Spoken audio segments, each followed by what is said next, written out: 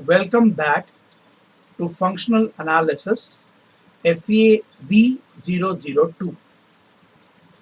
If A and B are two non-empty sets, a mapping F from A to B is a rule such that every element of A has an unique element in B.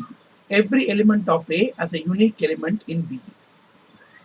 If F is a mapping from A to B, then A is called the domain, B is called the codomain. All the elements in B which has some element in A is called the range. If F is a mapping from A to B with codomain equals the range, F is said to be surjective or onto.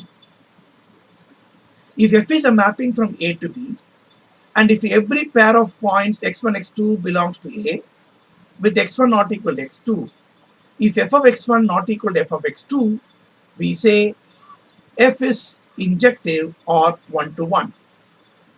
If F is a mapping from A to B such that F is both one-to-one and onto, we say F is bijective map or a one-to-one correspondence.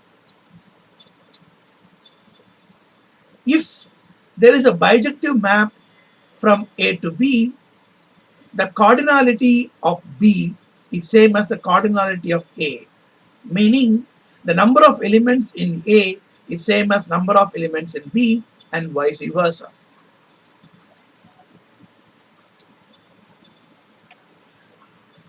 If A is a non-empty set, we say A is finite if there exists a natural number n and a map F such that F from A to 1 to n is bijective. So if it is bijective, the cardinality of A is same as cardinality of B, which is 1 to n, and there are n members, therefore A is finite having n members. A is said to be countably infinite if there exists a map F from A to n natural numbers, such that F is bijective. N is countably infinite. Because there is a bijection from F from A to n, A is also countably infinite, and the cardinality of A is same as the cardinality of n. A is said to be countable if it is either finite or countably infinite. If A is not finite or countably infinite, it is said to be uncountable.